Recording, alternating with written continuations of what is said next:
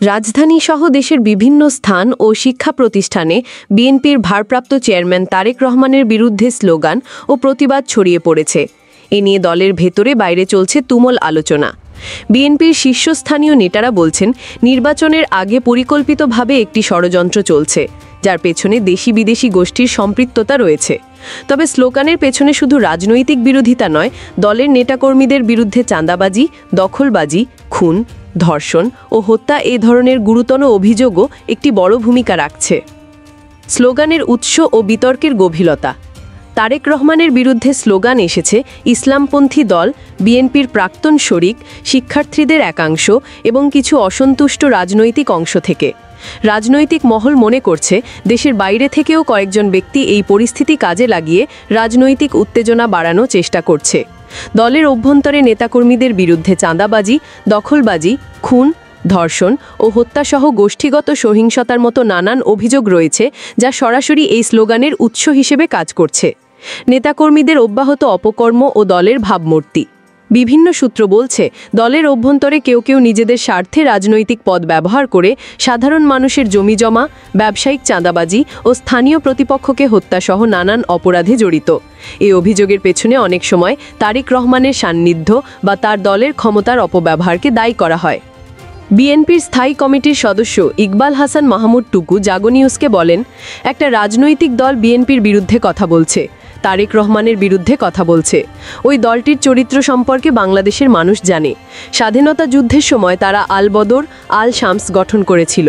তারা জানে বিএনপি একটি বড় দল, নির্বাচন হলে সরকার গঠন করবে। এই কারণেই বদনাম করছে। এই পরিস্থিতি কিভাবে সামাল দেবেন এমন প্রশ্নের জবাবে ইকবাল হাসান মাহমুদ টুকু বলেন, যেহেতু রাজনীতি করি, রাজনৈতিকভাবেই সামাল দেব। বিএনপির যুগ্ম মহাসচিব সৈয়দ এমরান সালেহ প্রিন্স অভিযোগের জবাবে বলেন, এটা মেটিকুলাস ডিজাইনের অংশ হিসেবে করা হচ্ছে। তারেক রহমানের বিরুদ্ধে অশ্লীল স্লোগান দেওয়া হচ্ছে, সংঘাত ইনভাইট করা হচ্ছে, নির্বাচন পিছিয়ে দেওয়ার ষড়যন্ত্র হচ্ছে। আমরা কোনো ফাঁদে পা দেব না। সৈয়দ এমরান সালেহ প্রিন্স আরও যোগ করেন, আমাদের নেতাকর্মী যারা অপরাধমূলক কর্মকাণ্ডে জড়িত হয়েছে, তাদের কর্মকাণ্ডে আমরা বিব্রত। কিন্তু আমাদের ইমেজ সংকট হবে কেন? বিএনপি মহাসাগরের মতো একটা দল। এই দলের যারা অপরাধমূলক কর্মকাণ্ডে জড়িত, তাদের বিরুদ্ধে বিএনপি সাংগঠনিকভাবে ব্যবস্থা নিচ্ছে, আইনগতভাবে ব্যবস্থা নিচ্ছে। কিন্তু পুলিশ প্রশাসন সেভাবে দেখছে না। প্রশাসন এবং রাজনৈতিক দলগুলোর মধ্য থেকে একটা ষড়যন্ত্র হচ্ছে নির্বাচন বানচালের। ঢাকা মহানগর উত্তর বিএনপির সভাপতি মোহাম্মদ আমিনুল হক অভিযোগ করেন, এটা ষড়যন্ত্র, মিথ্যাচার। যারা দেশে নির্বাচন চায় না, তারা বিদেশিদের সহযোগিতায় দেশীয় ষড়যন্ত্রকারীদের নিয়ে, ইসলামিক দলগুলোকে নিয়ে এগুলো করছে। আমিনুল হক আরও বলেন, আমাদের ইমেজ সংকট নেই, ব্যবসায়িক বিষয়ে বিএনপির উপর চাপিয়ে দেওয়া হচ্ছে। অঙ্গ সহযোগী সংগঠনের দৃষ্টিভঙ্গি। জাতীয়তাবাদী ছাত্রদলের সাধারণ সম্পাদক নাসির উদ্দিন নাসির বলেন, একটি দেশি বিদেশি চক্র মিলে জুলাইয়ের গণ অভ্যুত্থান ব্যর্থ করতে পরিকল্পিতভাবে অস্থিরতা সৃষ্টি করতে চাইছে। জুলাইয়ের পক্ষ শক্তিগুলোকে একে অপরের বিরুদ্ধে উস্কে দিতে চাইছে। বিএনপি ছাত্রদল সবচেয়ে বড় বাধা হওয়ায় আমাদের টার্গেট করেছে, কিন্তু সাময়িক লাভের আশায় জামায়াত ও এনসিপির অনেকেই না বুঝে এতে সামিল হচ্ছে। আমরা এই গভীর ষড়যন্ত্রের বিষয়ে সজাগ রয়েছি। জাতীয়তাবাদী যুবদলের সাধারণ সম্পাদক নুরুল ইসলাম নয়ন বলেন, আমার কাছে মনে হয় রাজনৈতিক গতিপথ পরিবর্তনের জন্য এটা সংঘাত সৃষ্টির ষড়যন্ত্র, যাতে নির্বাচন অনিশ্চিত হয়। জাতীয়তাবাদী স্বেচ্ছাসেবক দলের সাধারণ সম্পাদক রাজীব আহসান বলেন, এটা তো উস্কানিমূলক কর্মকাণ্ড। দেশের মধ্যে যাতে অস্থিরতা তৈরি হয়, অস্থিতিশীল হয়, স্বাভাবিক কর্মকাণ্ড ব্যাহত হয়, সেই অপচেষ্টা চলছে।